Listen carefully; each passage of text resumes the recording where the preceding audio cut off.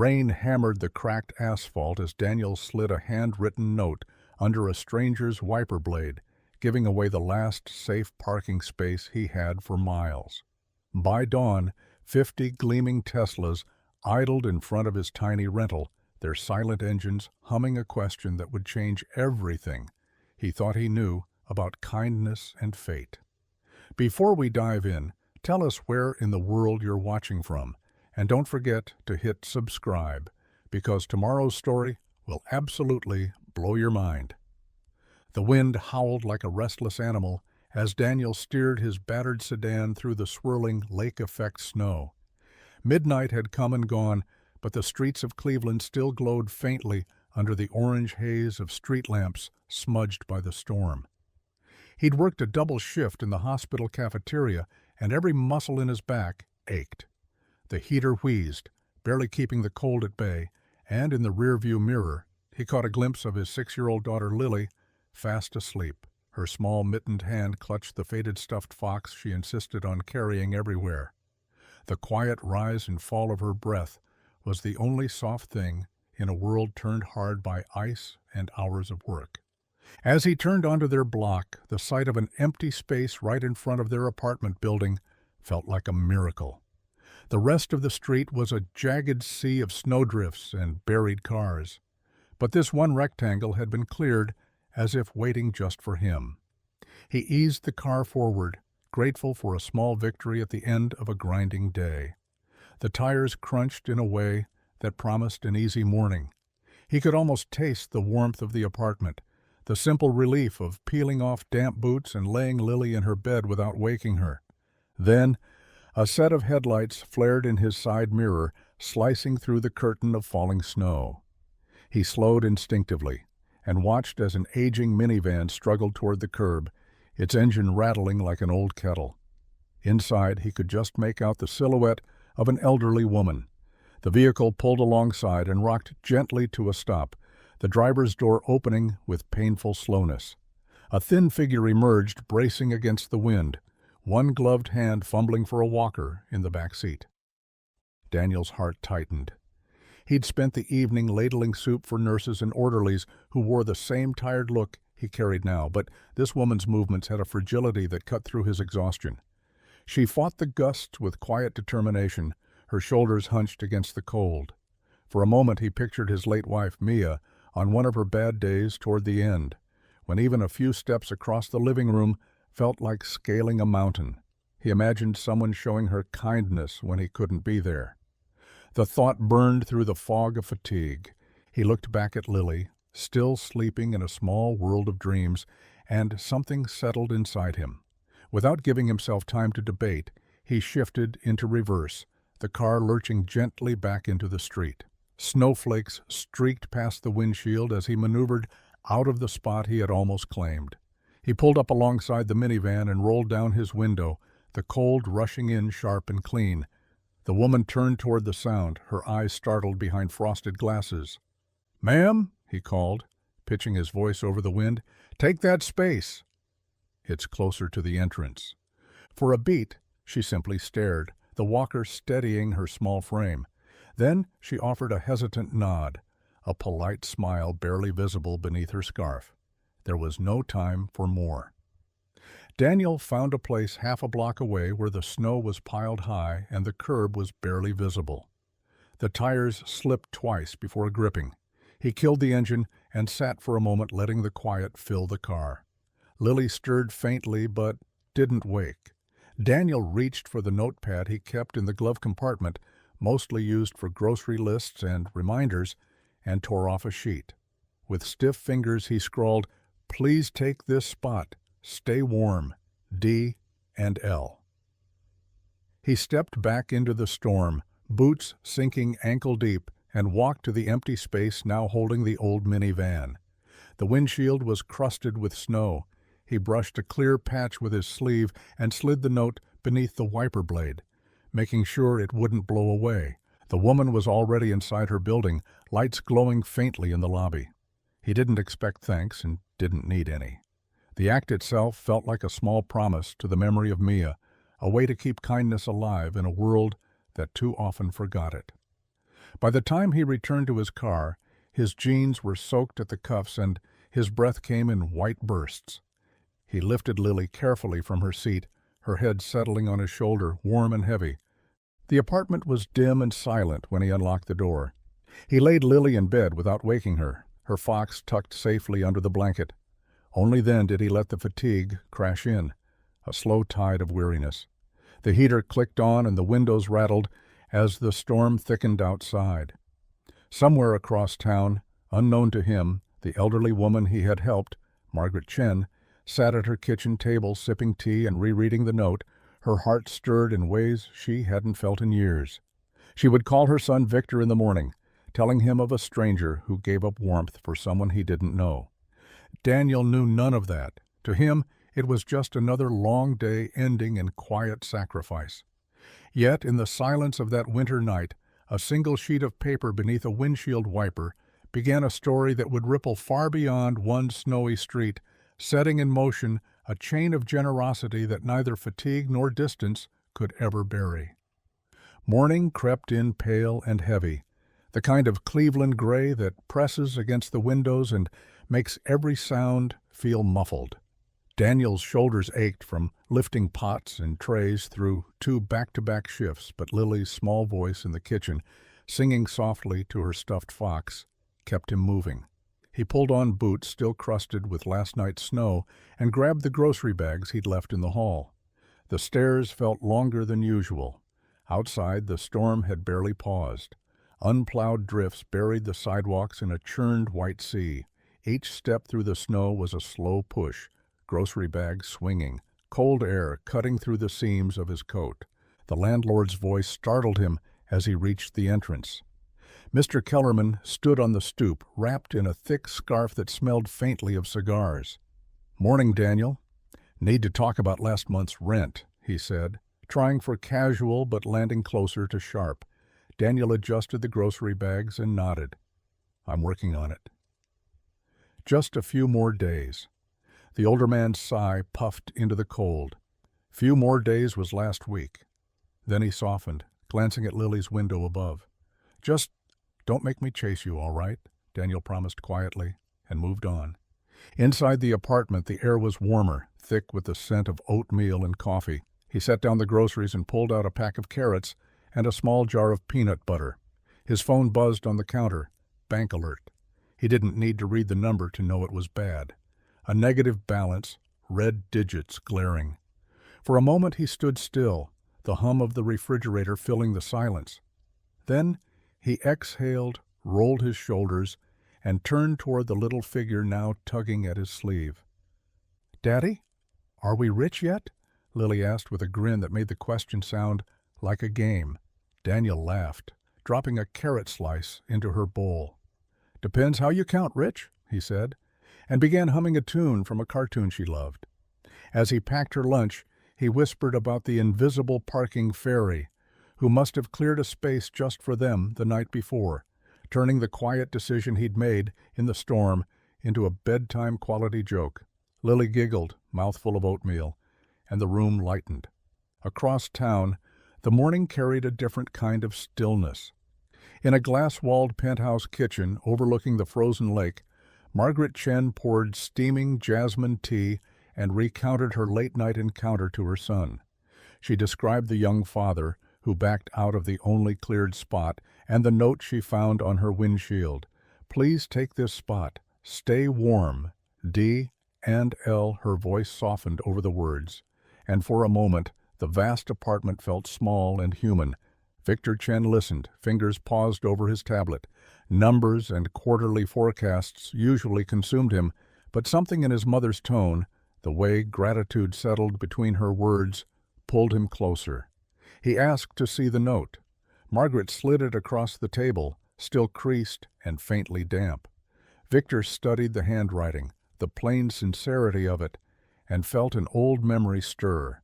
Nights when his mother had come home from nursing shifts exhausted, but kind, always leaving room for someone else's need.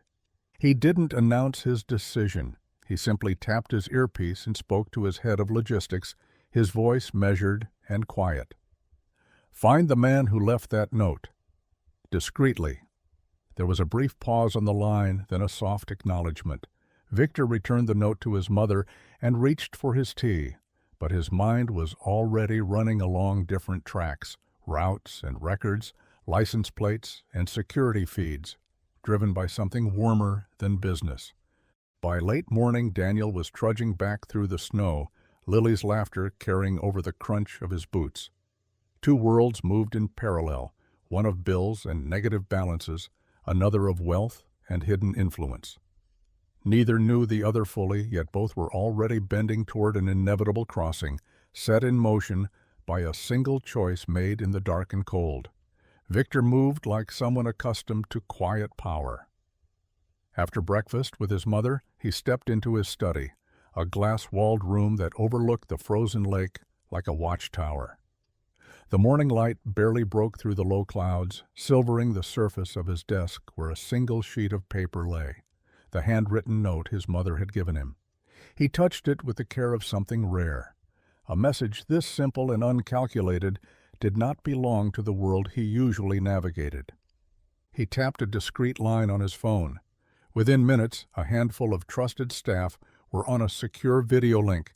His head of logistics, a former intelligence analyst, a data forensic specialist, and a legal counsel fluent in privacy law. All three had signed lifetime NDAs, and each understood what was unspoken. This was not a typical corporate project. Victor's instructions were concise.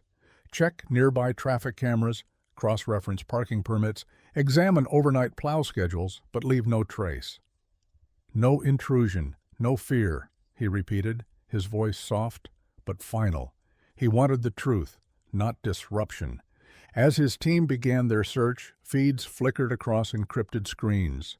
Footage of snow-slick streets, timestamps of passing vehicles, fragments of license plates caught in gusts of light. They layered municipal data with private satellite captures until a picture began to form. Every step was precise and silent, like engineers tuning a delicate instrument. Hours passed in a quiet choreography, broken only by the occasional nod of confirmation. For Victor, the process felt almost meditative. Each piece of information, a brushstroke revealing the outline of someone extraordinary who had chosen anonymity over recognition. What struck him wasn't merely the act of giving up a parking space. Wealth could replicate generosity easily. What held him was the invisible courage of someone who expected nothing, who left only initials and trusted the night to carry the gesture forward. In a life measured by quarterly earnings and headlines, this uncalculated kindness felt revolutionary. He imagined a father shaking snow from his coat, a child safe and warm, a note written with fingers stiff from cold, and he felt something stir that no market data had ever touched. Across the city, Daniel shoveled in a rhythm that made the day feel longer but cleaner. After his morning shift, he took on small jobs for neighbors, clearing steps, salting sidewalks, freeing cars from ice. Each extra dollar helped push back the rent notice. His breath came in frosty bursts, and sweat dampened the inside of his collar despite the cold. There was satisfaction in the work, a simple dignity in leaving a path clear for someone else. Lily stayed nearby, bundled like a bright star in layers of scarves and mittens. Using an old plastic shovel, she packed snow into neat walls until a small fort took shape. When Daniel paused to check on her, she announced its name with a triumphant grin. "It's the Castle of Kindness," she said, patting the icy bricks, "because you gave away the magic parking space." Daniel laughed, a sound that startled a flock of pigeons from a rooftop. He kissed the top of her hat and went back to work, warmed by a pride that had nothing to do with money. By evening, Victor's team had narrowed their findings to a modest apartment building and a single Cleveland license plate registered to a Daniel Price. They confirmed his employment at the hospital cafeteria and his status as a widowed father. Victor studied the report in silence. The city lights reflected in the window behind him. He felt the familiar pull of decisive action, yet this time it carried a different weight, less about efficiency, more about honoring something fragile and beautiful. As night fell, two lives remained unaware of how close they were to converging. Daniel and Lily finished their day with Coco and a bedtime story, the castle of kindness standing guard outside like a quiet monument.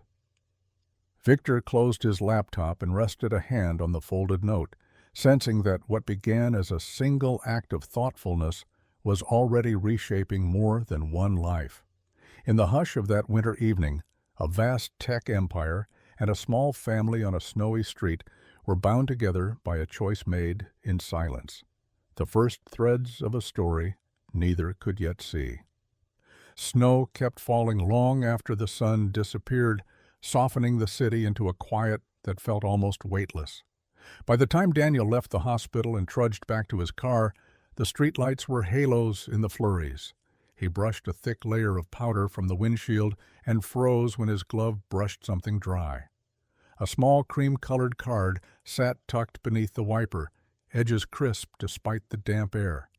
The paper felt heavier than anything left in jest. He unfolded it under the dim light, expecting a notice about parking restrictions or a neighbor's complaint. Instead, one line stretched across the center in elegant handwriting. Kindness leaves footprints no snow can hide. No name, no address. Just that quiet sentence and the scent of expensive stationery that didn't belong to this side of town. For a moment he simply stood there, the night folding around him. A faint breeze lifted the edges of the card like a secret trying to escape. Daniel slipped it into his coat pocket and finished clearing the windshield. He wanted to puzzle over it, but the cold bit at his fingers, and Lily would be waiting. Inside the apartment, warmth and the smell of soup wrapped around them like a blanket. He pulled off his boots, laid the card on the kitchen counter, and turned to stir the pot. Lily clattered her spoon against a mug of cocoa and asked if the invisible parking fairy had visited again. Daniel chuckled and ruffled her hair. "Maybe," he said, keeping the explanation simple. He liked mysteries that asked nothing in return. By the time the dishes were drying on a towel, the card was half hidden under a grocery flyer, forgotten in the rhythm of evening chores. Across the city, in a world far removed from chipped countertops and flickering light bulbs, Victor Chen stood in front of his floor-to-ceiling windows, the skyline a scatter of lights beneath the thick curtain of snow. Behind him, the soft buzz of a secure conference line filled the room. His operations chief's voice came through steady and precise, confirming what the team had pieced together. Daniel Price, age 34, hospital cafeteria employee, widowed father of one, apartment address verified, vehicle plate matched, no criminal record. All quiet, the chief concluded, as if presenting a quarterly report. Victor listened without interrupting, eyes fixed on the snowfall blurring the lake. He thought of his mother, working night shifts as an immigrant nurse, walking home in storms not unlike this one, her scrubs soaked and her face lit by a determination that no paycheck could measure. The memory felt close enough to touch, that a stranger, someone with little margin for comfort, had chosen generosity when it cost him warmth and convenience, when no one was watching, struck Victor as both familiar and rare. He ended the call with a soft thank you and let silence fill the penthouse. The city stretched below like a frozen map, but his mind roamed backward to cramped apartments scented with disinfectant and ginger tea to the sound of his mother humming as she cooked after double shifts. Her life had been an unbroken string of quiet sacrifices, none of them broadcast, all of them essential. The simple note Daniel left on a windshield seemed to carry the same unspoken code. Care for others because it's right, not because someone will see. Victor rested a palm on the cold glass and watched the snow deepen. He felt a pull stronger than the logic of philanthropy or the optics of corporate giving. This was not about a headline. It was about honoring the invisible courage that had shaped his own beginnings. Action, not words, would be the answer. In the stillness of that winter night, while Daniel and Lily finished their soup and settled beneath a patchwork blanket, a decision was forming miles away, a quiet resolve to repay an anonymous kindness with something even larger, the first true step in a story that had only just begun to reveal itself. The morning began in an unusual hush, the kind of stillness that comes before a storm, except the storm had already passed. Snowlight bounced off the windows, turning Daniel's bedroom pale blue. He woke to the faint crackle of something electric in the air, a quiet that carried a strange weight. Rubbing the sleep from his eyes, he shuffled toward the kitchen, thinking only of coffee and the first bite of daylight. Lily's soft breathing floated from her room, and he smiled, grateful for one more slow start after too many late nights. But when he stepped onto the porch to fetch the newspaper, the world outside had shifted. The street, usually a patchwork of parked sedans and snowdrifts, shimmered like a showroom floor.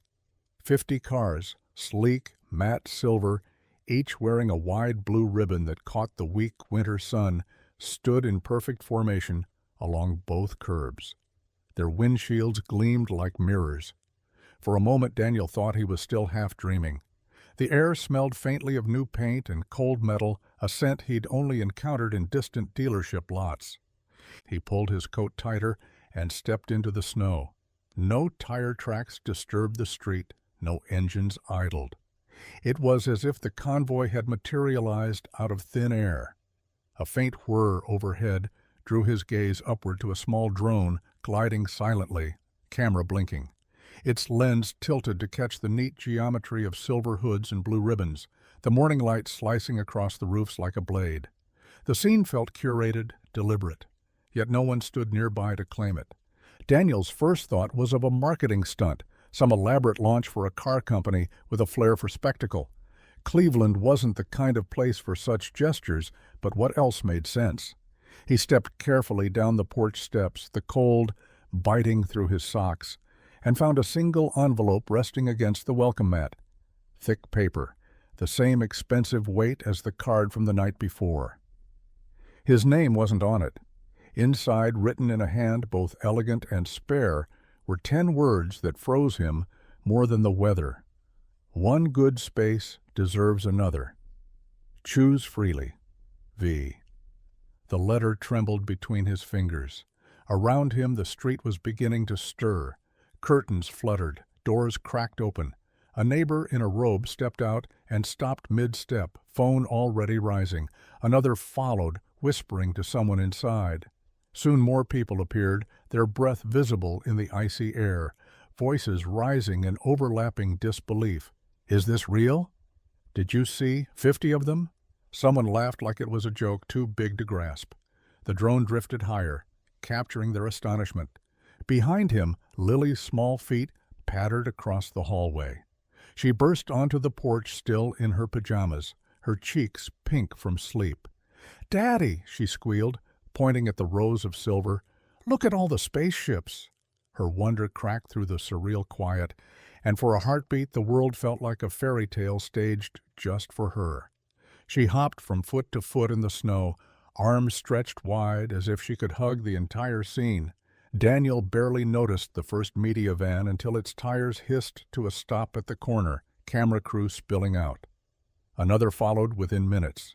Microphones bobbed like strange winter flowers as reporters pressed forward asking who, why, how. He shielded Lily with one arm and stepped back into the house, heart thudding with a mix of awe and unease. Across the city, Victor Chen watched the same street through a secure live feed, a quiet satisfaction settling over him. No press release, no brand logos, just the clean geometry of generosity made visible. He could imagine his mother's approving smile. Outside Daniel's window, the Teslas waited like a silent orchestra poised for a first note, blue ribbons fluttering in the brittle morning air. What began as a single act of kindness now gleamed across an entire street, impossible to ignore, yet still wrapped in mystery. By midday, the quiet street had become a stage. News vans lined the curb where only hours ago the Teslas had gleamed alone. their satellite dishes angled toward a sky now crowded with drones. Reporters in heavy coats stamped their boots and leaned into microphones as cameras rolled, calling out questions that tangled in the cold air. "Who is V?" one shouted over the hum of generators. "Why 50 cars?" "Is this a publicity stunt?" Another voice cut through. "Is the recipient here?" As if Daniel might simply step outside and solve the riddle. From the living room window, Daniel watched the crush of people deepen. The blue ribbons on the Teslas rippled like quiet flags, while neighbors pointed from porches and strangers snapped photos for feeds already pulsing with hashtags. Lily pressed her nose to the glass, whispering, "It's like a parade." He crouched beside her and gently steered her away. "Let's keep this our little adventure for now," he said, tucking a stray curl behind her ear. He felt the pressure of the world edging closer, the kind that can turn wonder sour. They slipped out the back door as the front filled with tripods and flashing lights. Daniel carried Lily down the snowy alley, her mittened hand clutching his coat sleeve. A few curious neighbors called after them, but he only offered a polite wave. At the corner, he set her down, and they caught the bus, the normal rattle of its engine strangely comforting. No one inside mentioned Teslas or mysterious benefactors.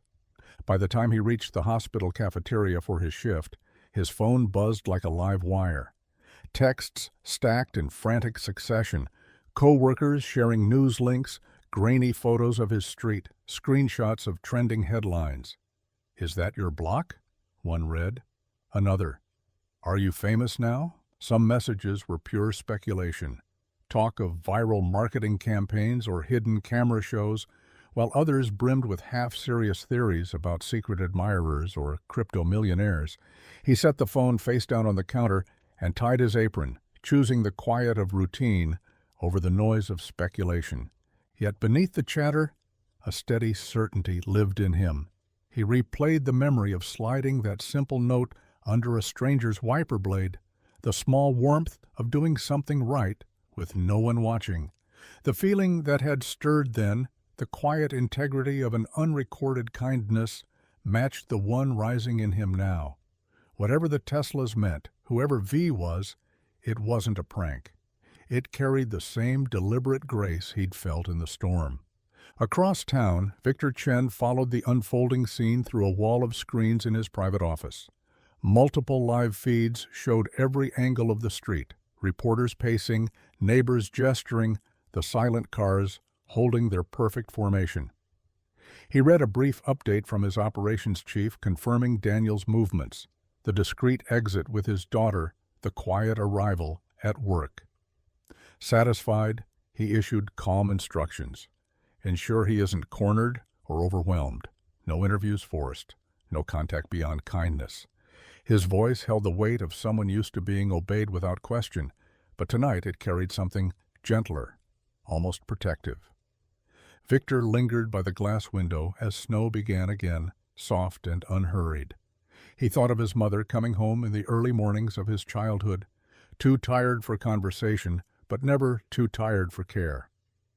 What he was watching now, a modest man shielding his child from noise and spectacle, felt like an echo of those memories, proof that quiet strength still thrived beyond boardrooms and stock tickers.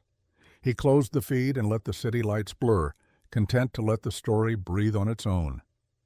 Back in the cafeteria, the scent of fresh coffee mingled with the clatter of trays. Daniel moved from table to table, refilling carafes and wiping spills, the ordinary rhythm steadying his pulse. Outside, the mystery of V and the fleet of Teslas only deepened, but inside he carried something solid, a private knowing that kindness, once set loose, has a way of finding its own extraordinary shape. Snow whispered against the windows as evening settled, but Daniel barely heard it. After the chaos of cameras and questions, the cafeteria's hum had felt like a shield. Now, with Lily asleep and the apartment wrapped in quiet, memories crept in like old companions. He sank into the worn couch and let the past unspool. Years ago, before the hospital shifts and overdue rent, he'd been an engineering student with a head full of plans. Circuits and blueprints once filled his nights, and he used to dream of building machines that could change how people lived. Then Mia's cough started, a dry tick that turned into something fierce and unrelenting. At first, doctors called it pneumonia. By the time the word cancer arrived, they were already living inside hospital corridors, measuring days by test results and the squeak of nurses' shoes. Daniel dropped everything to stay beside her. Lectures and projects became irrelevant compared to holding her hand through chemo and watching color drain from her cheeks. Bills stacked like bricks, heavy and unmovable.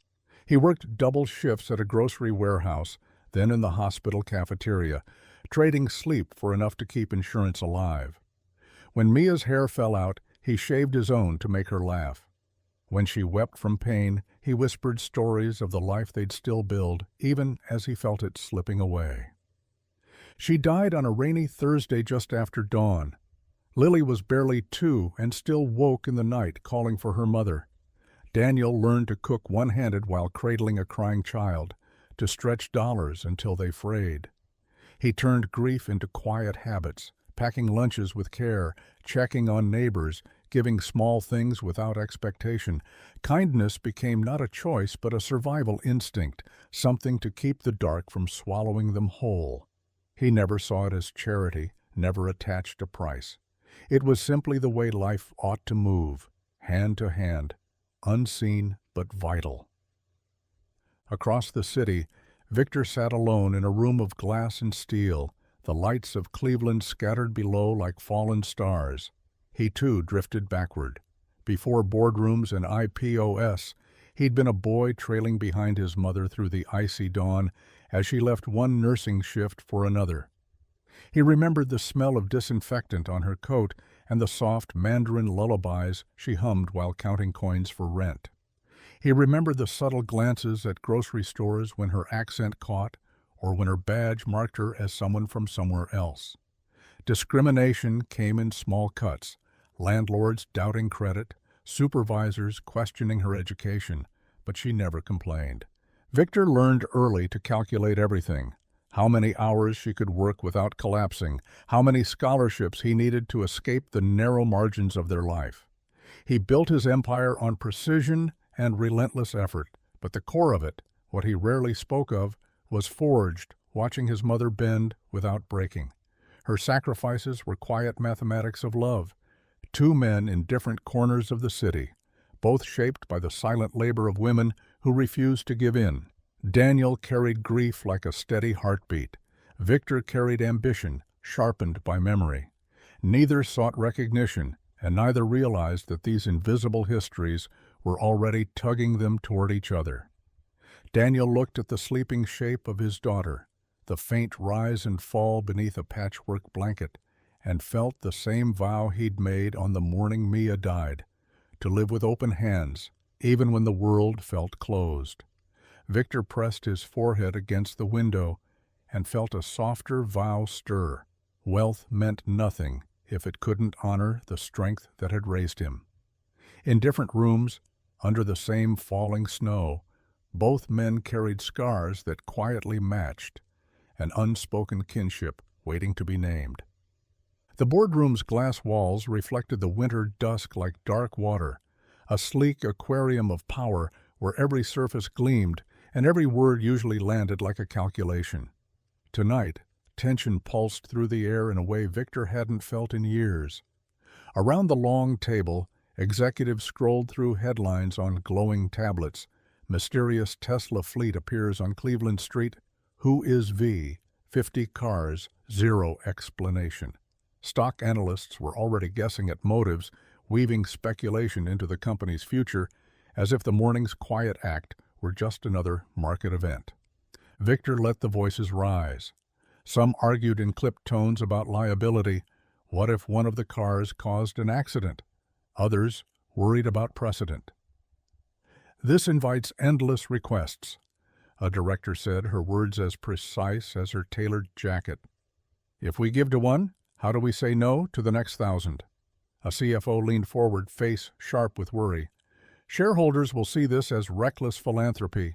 We can't just hand out vehicles without a formal initiative or measurable ROI. The word reckless hung in the air like a challenge. Victor listened without shifting in his chair. He had heard every variation of this fear before, the fear of doing something immeasurable, of stepping beyond the comfort of spreadsheets and forecasts. When the conversation reached its peak, he set his tablet down and let silence draw the room still. "Some decisions," he said quietly, "are not about return on investment. Some decisions are about return to humanity." The sentence settled like snow, soft but heavy. A few tried to push back. "But the optics—" one began. Victor raised a hand, not with force, but finality. "We build technology to move the world forward.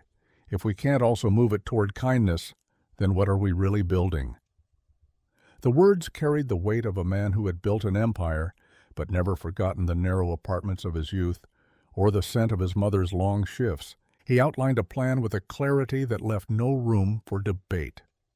By morning, there would be a new foundation in Margaret Chen's name.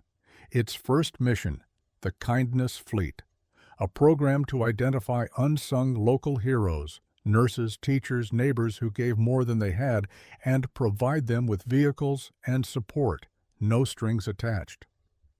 The legal team would draft the charter overnight. Logistics would adapt existing distribution channels.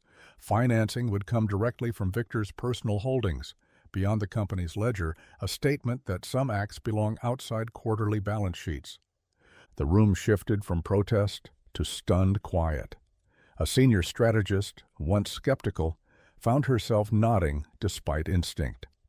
The general counsel, after a long pause, said only, "We can make it clean."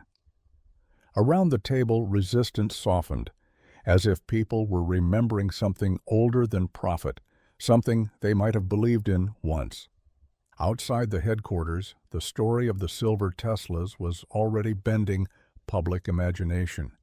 Social feeds lit up with praise and wonder. Community groups proposed their own kindness drives. Markets twitched but held steady, investors unsure whether to fear or admire the move. Inside, Victor felt none of the usual adrenaline that came with high-stakes deals. This was different. It felt more like a homecoming, a return to the lessons his mother had lived every day: give quietly, give well, and let the world argue if it must. When the meeting ended, he remained by the window long after the others left, watching the city lights blur in the falling snow. Below, traffic glimmered like a slow-moving constellation. In that silent view, he saw the next shape of his company, not just electric cars and elegant code, but a living proof that wealth could choose generosity without needing permission. The corporate storm he had unleashed was real, but so was the calm at his center, a conviction that some choices must break the usual rules to reveal a better one. Snow kept coming, softer now, like the world was exhaling. What had been a quiet Cleveland block only days ago began to feel like something alive. By the end of the week, the Teslas stood like silver sentinels, ribbons fluttering against a pale sky, and people kept arriving. At first, it was just neighbors stopping to stare, but soon cars pulled in from across town, families stepping out with cameras and careful voices, as if approaching a shrine.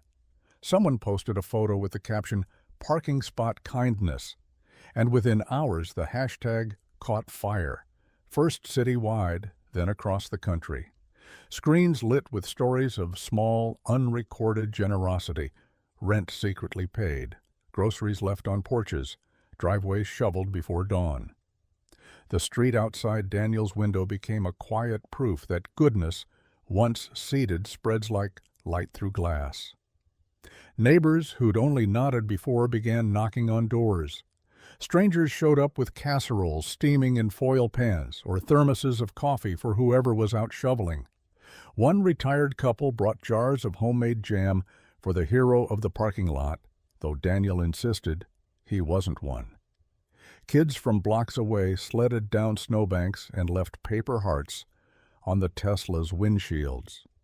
The air smelled of cinnamon and cold iron, of something warm rising beneath the winter chill. Daniel kept his head down, still working double shifts at the hospital cafeteria. The rent was due and the bank balance thin. Wonder didn't erase arithmetic. Yet even as he slipped out the back door each morning to avoid reporters, he felt a subtle shift. The walk to the bus stop no longer carried the same weight. Neighbors waved, sometimes offered a ride. People he'd barely spoken to now helped clear the sidewalks without being asked. The sudden attention made him uneasy, but there was a comfort in watching the block care for itself, as if some hidden wire had been reconnected. Lily seemed to absorb the change as naturally as she breathed. Each afternoon after school she pulled on boots and a knitted hat and asked to visit Miss Margaret. They would carry a small tray, hot cocoa in mason jars wrapped with scarves to keep warm, sometimes a plate of oatmeal cookies they'd baked late at night. Margaret welcomed them with a quiet delight that felt like family from the first knock. She listened to Lily's stories about building the Castle of Kindness, about school art projects and secret wishes, and in return shared gentle memories of her nursing days and the childhood of her son. Sometimes she would pause, eyes bright with unspoken gratitude, and squeeze Daniel's hand across the table. No one needed to say how the first note on a windshield had pulled their lives into the same circle. Meanwhile, the Silver Fleet became more than a curiosity. Musicians set up near the corner to play soft winter songs. A local cafe brought free muffins and left a donation jar for the Children's Hospital. Out-of-town visitors left envelopes for neighbors they'd never meet. The Teslas gleamed in every photograph like silent witnesses, but the real current ran through the people, handshakes offered, driveways cleared, small gifts exchanged without a ledger. On certain evenings, after the dinner rush at the hospital, Daniel would walk home through the hush and watch the ribbons sway under street lamps. He felt the same quiet integrity that had moved him to give up a parking spot in the first place, only now multiplied beyond his own reach. He couldn't name the force that had turned one small decision into a movement, but he sensed it was bigger than luck, bigger than any single act. Lily would slip her small hand into his and say, "Daddy, kindness is like a snowball. You start it, and then it rolls forever." And looking at the block, once ordinary, now glowing with unasked-for warmth, he believed her. Snow had begun to thin into a soft mist by the time Margaret finally knocked on Daniel's door. For days they'd missed each other, she arriving with a small gift only to find no one home, he coming back from late shifts to find a faint scent of ginger and a folded note tucked under the doormat. Tonight the hallway was warm with the smell of steamed dough and sesame oil. When Daniel opened the door, Lily darted forward first, bright-eyed from an evening of building cardboard castles in the living room. Margaret stood there in a quilted coat, holding a lidded basket that sent up curls of fragrant steam. "Homemade dumplings," she said, her voice gentle but assured. "For both of you." It seemed time we finally met properly. The sight of her, small, dignified, cheeks touched with cold, pulled an easy smile from Daniel. He stepped back, inviting her inside, and the apartment filled instantly with a warmth deeper than the radiator's hum. They settled at the small kitchen table. Lily climbed onto her favorite chair and leaned forward as Margaret carefully unpacked the basket. Neat rows of dumplings glistened like tiny moons. Margaret poured tea from a thermos she'd brought, its jasmine scent threading through the room. They ate slowly at first, the only sounds the clink of chopsticks and the soft hiss of the kettle Daniel had set on the stove. Conversation began with simple exchanges, how Lily liked school, the stubborn Cleveland winter, the best ways to keep pipes from freezing. But soon Margaret's memories unspooled with the ease of someone who had carried them alone for too long. She spoke of coming to America decades earlier with little English and a single nursing certificate folded into her coat pocket, of night shifts that blurred into dawn, of learning to smile through long hours and quick judgments from supervisors who doubted her, of raising her son Victor with a fierce quietness, finding moments of celebration in second-hand toys and shared bowls of noodles. after midnight. Daniel listened, his elbows on the table, his heart recognizing the grit beneath every word. He heard echoes of his own story: late-night feedings, bills paid 2 days late, the stubborn will to create joy for a child no matter the size of the paycheck. He told her about Mia, about leaving engineering school when illness swept their plans away, about how grief had rearranged his life without erasing its purpose. For a while the room held both their histories, weaving them together like threads of the same cloth. Lily, sensing something tender, leaned against Margaret's arm. Margaret stroked the child's hair and smiled with a depth that made her seem at once grandmotherly and quietly heroic. When she finally spoke again, her words carried a deliberate softness. "My son," she said, "has always believed that true wealth hides in the ordinary, how we care for neighbors, how we notice strangers. He thinks the world measures success in numbers, but the real treasures are harder to count." Daniel caught the faint glint in her eyes, the way she lingered on the phrase, "true wealth hides in the ordinary." He didn't need more detail to sense a larger story pulsing beneath the surface. He thought of the elegant cards left on his doorstep, of the Teslas standing silently like moonlit guardians, and felt an almost gravitational pull between those mysteries and the woman across the table. Yet she offered no name, no explanation, only the calm assurance of someone who understood that some gifts speak loudest when left unclaimed. They lingered long after the dumplings cooled, sharing refills of tea and small silences that felt as meaningful as words. When Margaret finally rose to leave, she pressed Daniel's hand warmly and kissed Lily's forehead. "Thank you," she said simply, as if gratitude could flow in both directions at once. The door closed softly behind her, leaving the apartment scented with jasmine and something larger, an unspoken connection that made the glittering Teslas outside seem like a footnote to the far greater wealth that had just filled their home. The call came late when the apartment was steeped in quiet and only the refrigerator hummed. Daniel was rinsing teacups from his visit with Margaret when the phone vibrated on the counter, an unfamiliar number glowing on the screen. He almost let it ring out. Spam calls had multiplied since the Teslas arrived, but something about the stillness around him nudged him to answer. "Mr. Price?" The voice was smooth and deliberate, with the faintest undercurrent of nervousness. "This is Victor Chen. I hope the hour isn't troubling." Daniel gripped the phone tighter. The name carried a weight he'd only glimpsed in headlines, the reclusive founder of a company that had changed how the world moved. "It's fine," he said carefully. "I wanted to thank you," Victor continued, each word chosen like a precise tool, "for reminding us that empathy is a form of innovation, that small human gestures can travel farther than any piece of technology." Daniel's first instinct was disbelief. "I think you've got the wrong guy," he said, half laughing. "I just gave up a parking spot." "That," Victor replied gently, "was the innovation." Silence stretched. Daniel could hear the soft drip of the faucet and Lily's even breathing from her room. He pictured the row of Teslas outside, their ribbons stirring in the night air, and felt a faint shiver of understanding. Victor cleared his throat, a subtle crack in the polished tone. "I'd like to meet you." Nothing public, no cameras, no contracts, just a quiet dinner, to share stories, maybe ideas. Daniel hesitated. Invitations from billionaires were usually preludes to photo ops or fine print, not tea and conversation. He thought of the reporters still circling, of the bank balance that hadn't magically filled.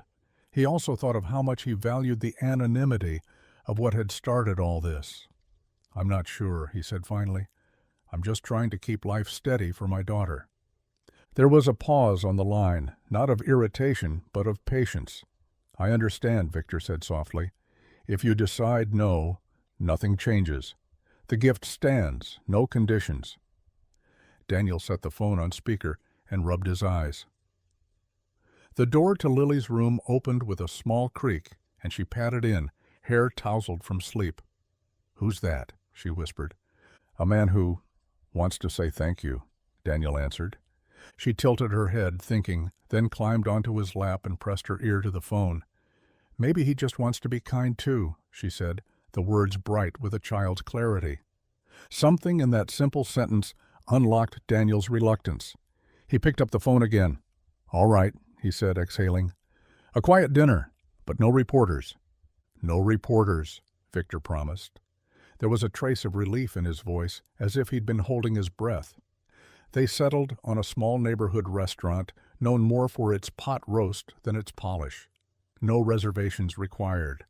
After the call ended, Daniel sat for a long time with Lily curled against him. He thought about how their lives had been shaped by scarcity and long hours, by the discipline of making a little stretch to cover a lot. Across town, another man had grown inside a world of abundance and data, building precision machines to move millions. And yet something essential had bridged that gap, an understanding that true progress might begin not with algorithms or earnings, but with the quiet courage to make space for someone else. Outside, the Teslas reflected the moonlight like a patient constellation.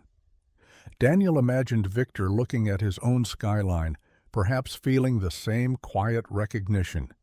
Two different worlds bound for one evening at a simple table, ready to test whether kindness could translate across everything that seemed to divide them. The restaurant sat on a corner where the street lamps pooled their light in gentle circles. A modest family place known for warm bread and grilled fish more than anything glamorous. Daniel arrived first with Lily, brushing snow from her pink hat as she skipped beside him. Inside, the air smelled of butter and wood smoke, a comforting pocket of quiet after days of noise and speculation. They slid into a corner booth near the window where frost traced delicate patterns on the glass. Lily's eyes widened at the chalkboard menu, already choosing cocoa with whipped cream. Victor entered a few minutes later without fanfare, no driver trailing, no security detail scanning the room. He wore a plain charcoal coat and dark sweater, the kind that could pass unnoticed in any crowd. He paused when he spotted them, then smiled, not the polished smile of photographs, but something slower, almost shy. As he reached the table, he extended a hand to Daniel first, then crouched to greet Lily at eye level. "I hear you're the one who named the Castle of Kindness," he said softly.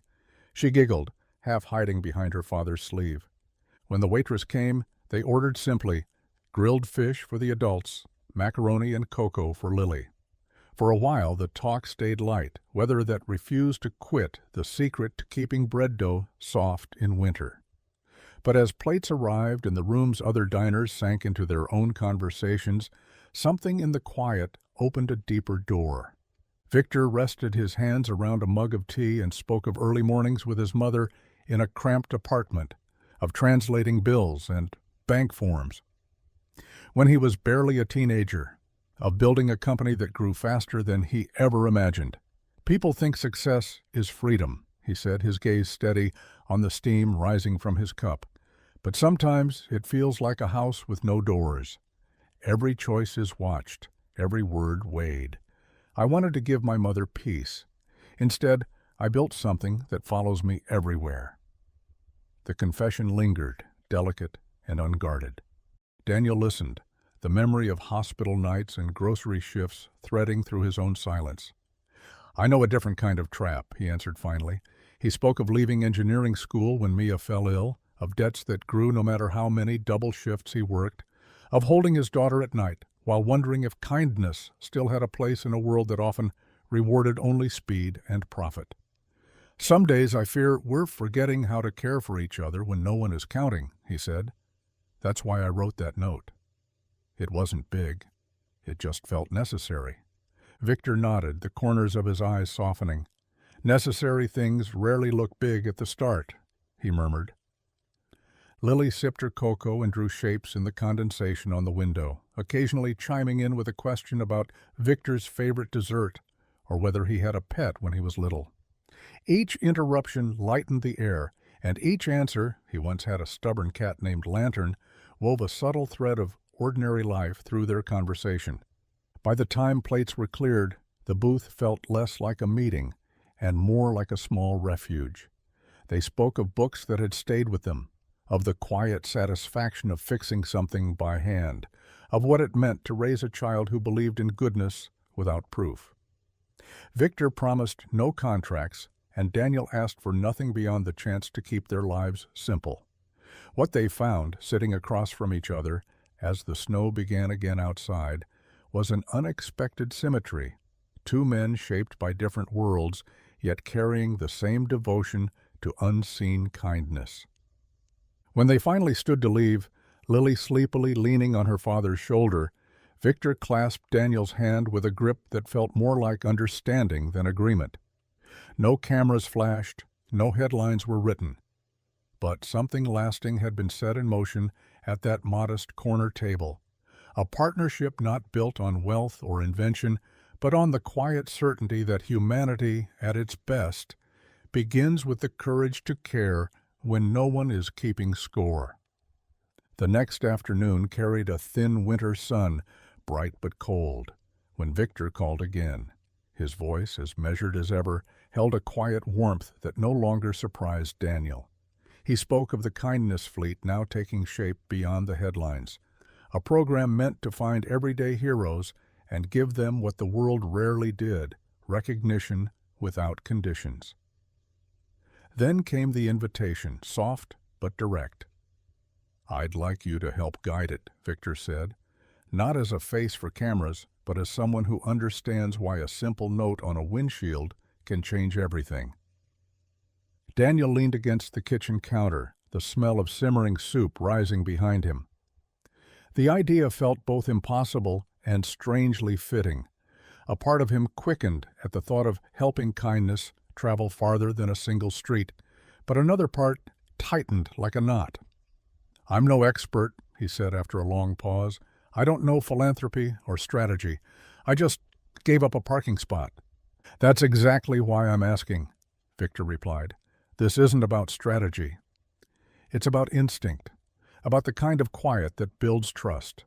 Still, Daniel felt the weight of his own life pressing back.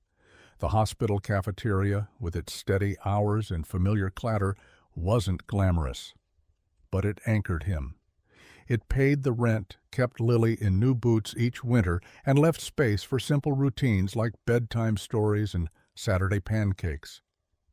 The idea of trading that for an undefined role, even one wrapped in noble purpose, stirred an old anxiety. He remembered how quickly life had spun out of control when Mia got sick, how stability had been the only thing that kept him and his daughter upright. "I need to think," he said finally, his voice low. "I can't jump from one world to another overnight. Lily needs consistency, and I need to know I'm not leaving one life unfinished just to chase another." Victor didn't rush to fill the silence. When he spoke again, it was with a calm that felt almost like gratitude. "Of course. Take all the time you need. This isn't an offer with a clock on it. The fleet will wait if it's meant to have you." He hesitated, then added, "A gift should never become an obligation. My mother taught me that long before I built a company." Something eased in Daniel at those words. Too many offers in life came wrapped in invisible contracts, favors that demanded repayment. This felt different, more like an open door than a debt. He thanked Victor and promised to think carefully, to talk it over with Lily. That evening, he took her to the park, where snow still lay heavy on the swings. She listened with wide eyes as he explained the invitation, and then, in the way only a child can, she distilled the choice to its heart. "Do you like helping people more at the hospital or with the cars?" she asked. He laughed softly, realizing there wasn't an easy answer. "I like helping people anywhere," he said. "But we have to make sure it's the right kind of helping, the kind that lets us still be us." Lily nodded solemnly, then kicked at the snow until sparks of white glittered in the fading light. When they returned home, Daniel felt no rush to decide. Instead, he lingered over small rituals, reading Lily's favorite story twice, washing the dishes by hand, savoring the steady rhythms that had shaped their days since Mia's passing. He thought of Victor in some high-rise office, powerful enough to move fleets of cars, and yet patient enough to let another man's life unfold at its own pace. The Teslas still lined the street, ribbons fluttering faintly in the evening wind. They looked less like a spectacle now and more like quiet witnesses, reminders that generosity could remain generous only when it asked nothing back. As Daniel turned out the lights, he felt the rare comfort of knowing that whatever choice he made, the invitation would remain exactly what it had been from the start, a gift freely given, free of strings. The storm announced itself with a low groan in the night, a sound that rumbled through pipes and window panes like a warning. By dawn, the city was buried under white walls of snow and wind that cut sideways. Power lines sagged until they snapped. Streetlights blinked and went dark. Inside Daniel's apartment, the heat died with a soft click, leaving only the faint scent of cooling metal. Lily stirred under her blanket, eyes wide in the dim gray. "Daddy, the lights are gone," she whispered. Daniel wrapped her in a quilt and moved to the window. Outside, the Teslas stood like silver statues, half sunken in drifts, their blue ribbons stiff with ice. Neighbors stepped onto porches, calling to one another over the howl of wind. A car slid at the intersection and came to rest against a snowbank, its driver climbing out, shaken. In the hallway, someone knocked urgently, then another knock joined it. Word spread quickly. The entire grid was out. He didn't have to think long. The cars outside weren't just gifts anymore. They were batteries on wheels. Victor's team had explained it in passing. Each vehicle could feed a home's power if needed. Daniel pulled on boots and a coat and headed into the storm. Snow stung like needles as he waded through the drift to the nearest Tesla. The door recognized his key fob with a soft chime, and the dashboard came alive like a quiet promise. He followed the emergency steps he'd memorized without realizing, connecting a heavy extension cord through the weatherproof outlet and back into the apartment. When he flipped the breaker inside, a warm hum filled the air and a single lamp flickered to life.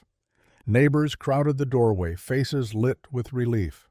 "You've got power?" someone asked. Daniel nodded. "Enough to share." "Bring your families." Word carried fast. Soon the living room filled with layers of coats and grateful voices. Children clutched stuffed animals, elders shuffled in, wrapped in blankets. A pair of stranded motorists who'd abandoned their cars joined them, cheeks raw from the wind. Reporters who had come to cover the Tesla mystery found themselves instead taking shifts, stoking the fireplace, and ladling soup from a pot balanced over a gas flame. The apartment became a warming station, the smell of melting snow and cinnamon tea mingling with the soft crackle of firewood. Lily moved from group to group with a tray of mugs, her small face serious and bright. Margaret arrived with jars of preserved fruit and an armful of extra quilts, her presence as steady as the glow from the improvised power line. In one corner, a guitarist played quiet chords while children whispered stories about castles and spaceships.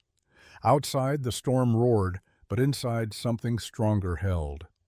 As night deepened, Daniel checked the Tesla's battery level. Still plenty to spare. He moved a second car into position to feed power to the building's hallway, turning darkness into a gentle corridor of light. Neighbors cheered softly each time a bulb warmed to life. What had begun with one note on a windshield now kept dozens safe through a night that might have broken them. He paused in the doorway and let the scene settle in. The soft laughter, the shared food, the quiet gratitude stitched through every conversation. No one asked for explanations about the fleet of cars anymore. They understood, at least for this moment, that generosity had outpaced curiosity. Victor's gesture, sparked by a small act of empathy, was now more than a headline or mystery. It was heat against the cold, light against the storm, a living proof that kindness can multiply until it becomes infrastructure. Near midnight, as the wind finally began to ease, Daniel found Lily asleep beside Margaret, their heads touching. He pulled a quilt over them and sat back, feeling something larger than pride, something closer to awe.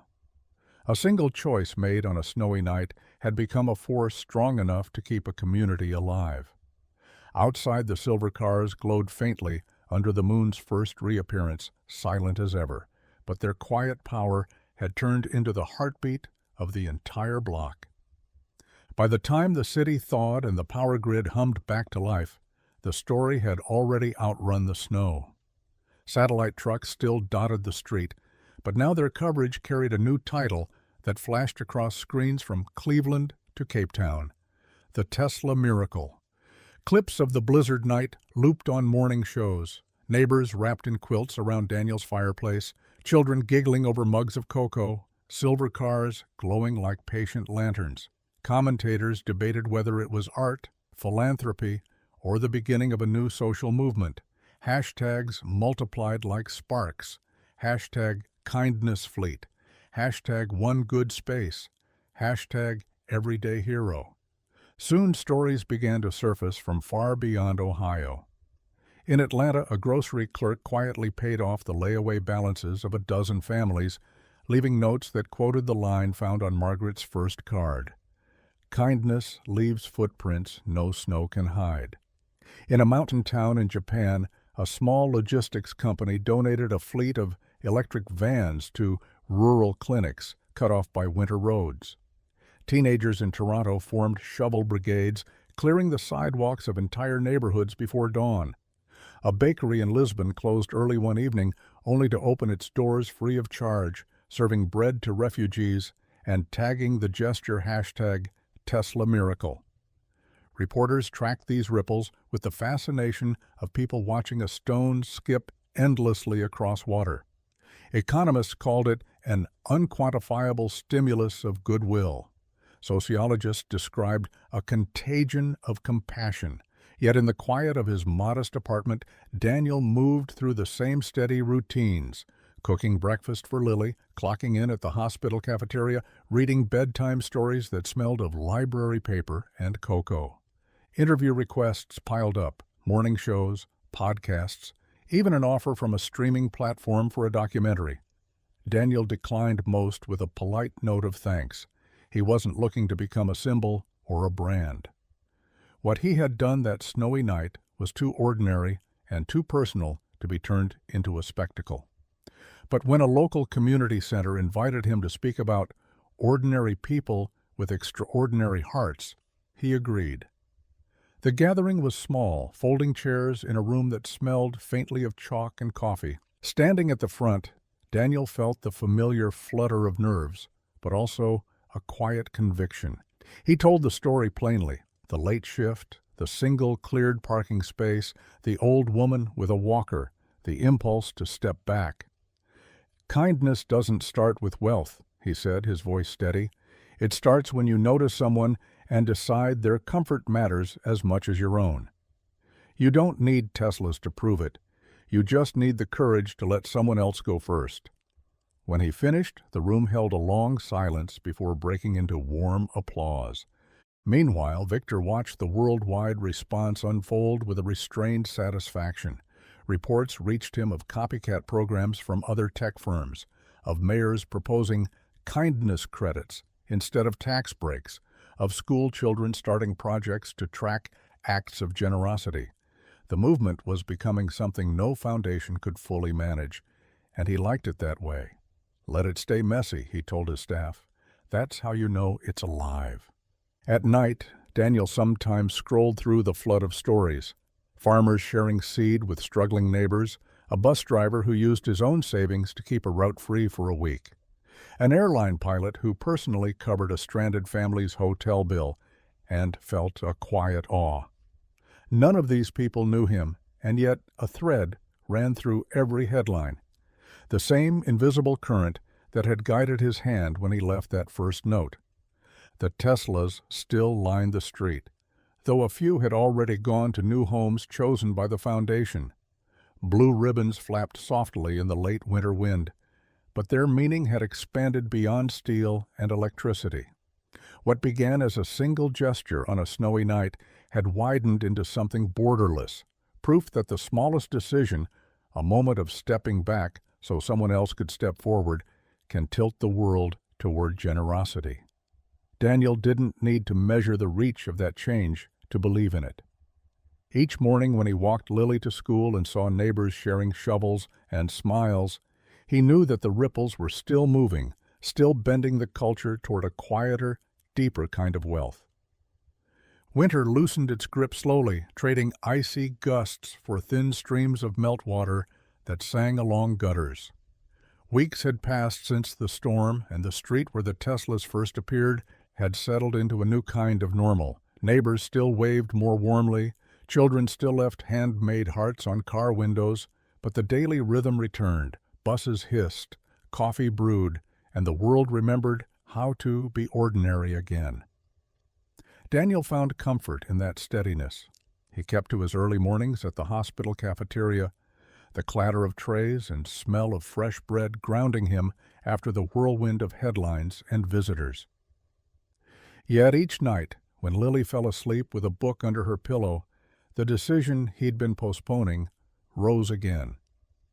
Victor's offer waited patiently, like an unopened letter. It wasn't just a job. It was an invitation to help kindness travel farther than any single street. Still, Daniel felt the pull of what he already had: a predictable schedule, a community he knew by name, a daughter who thrived on bedtime rituals and Saturday pancake mornings. He had built their life out of small, deliberate pieces. Could he step into something bigger without losing the quiet that held them together? One evening he sat at the kitchen table long after the dishes were dry, the muted hum of the refrigerator filling the silence. He pictured the cafeteria crew joking during break, the way regulars smiled when he refilled their coffee without asking. He thought of Lily's school projects and the neighbors who now greeted him like old friends. These ties weren't something he wanted to trade for a salary or a title, no matter how noble the cause.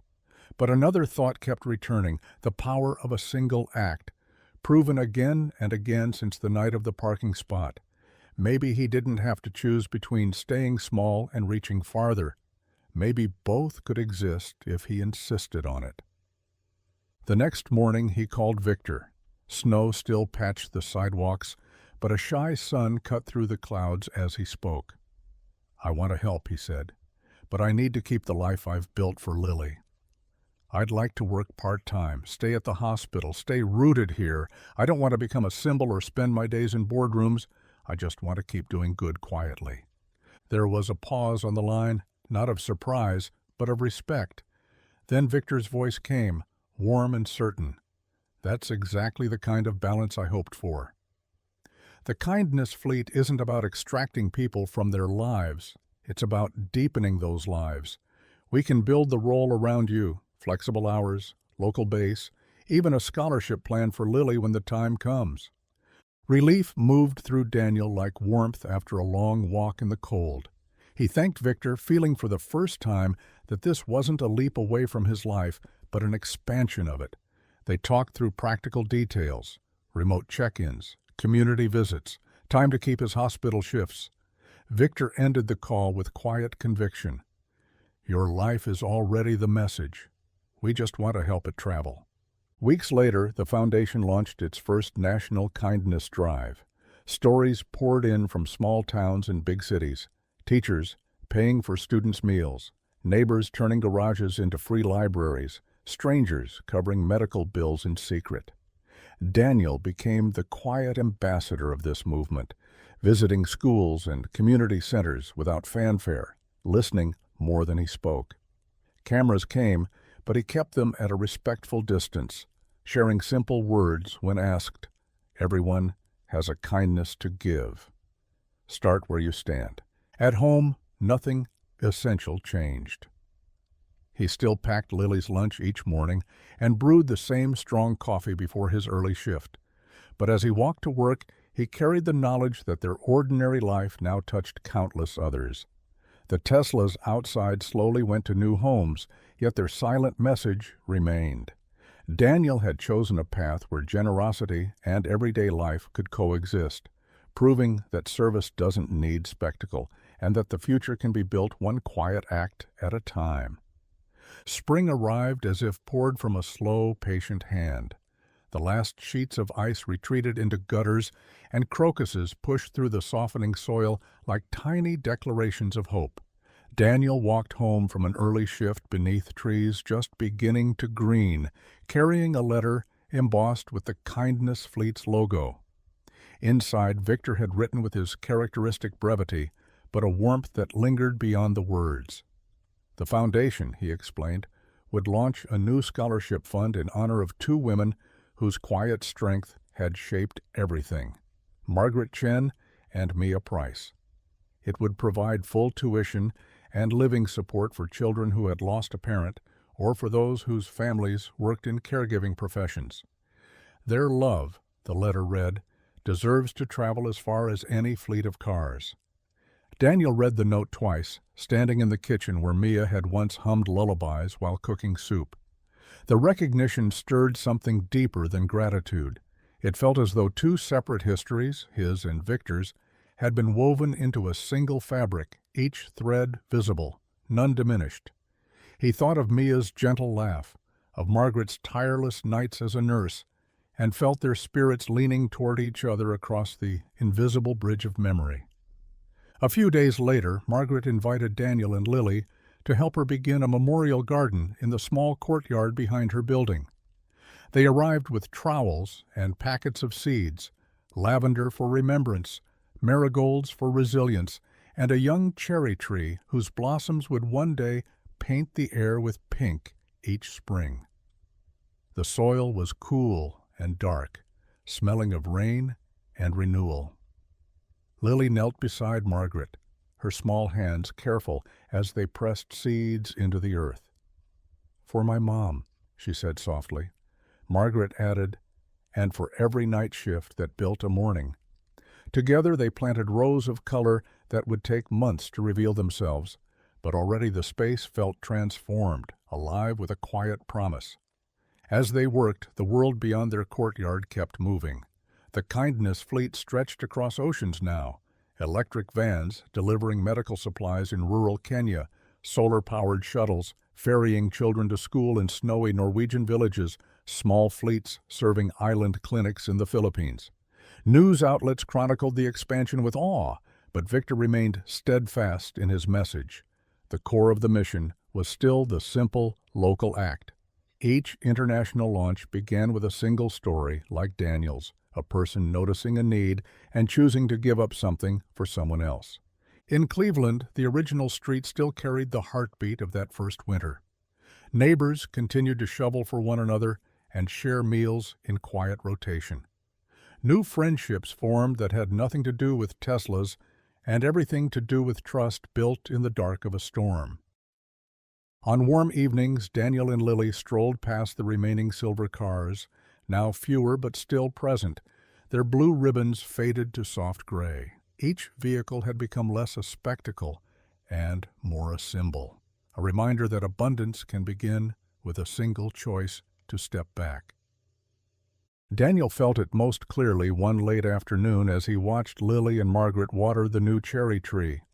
The sun slipped low, turning the courtyard gold, and he sensed Mia there too, in the laughter, in the scent of soil on his daughter's gloves. The realization came quiet and complete. The greatest gift was never the fleet itself, but the awakening it sparked, a vast, unseen network of care that stretched from their block to faraway places, carried by countless hearts.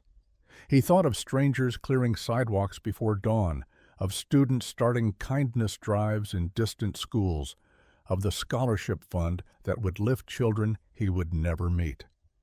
All of it had begun with a single note written on a snowy night, and all of it belonged to a future where generosity traveled without needing a name. As evening settled, Daniel placed the letter from Victor in a drawer with Mia's old recipe cards and Lily's first drawings. Outside, the young cherry tree stood quietly in the cooling air, its roots settling deep. Growth from loss, connection from silence. The threads of their lives now woven into something enduring, wide enough to hold the world. The first anniversary of the night, everything changed, arrived beneath a sky thick with snow, the kind that muffles sound and folds the world into a quiet dream. Daniel and Lily left the apartment bundled in layers, their breaths making small clouds that drifted and disappeared. The city lay wrapped in white again, streets softened and still. It felt almost scripted, as if winter had chosen this day to remind them of where it all began. Lily skipped ahead, boots squeaking against fresh powder, her mittened hand outstretched to catch the lazy flakes. Halfway down the block, they spotted a car half buried near the curb, tires spinning uselessly. A young woman leaned against the driver's door, cheeks flushed with worry, as she wrestled a snow shovel far too small for the job. Without a word, Daniel handed his own shovel to Lily and stepped forward. "Let's get you unstuck," he said, the same easy tone he'd used a year ago when everything was different and yet exactly the same. Together, they carved a fresh space, the scrape of metal on ice punctuating the hush. When the car finally slid free, the woman clasped her hands in gratitude.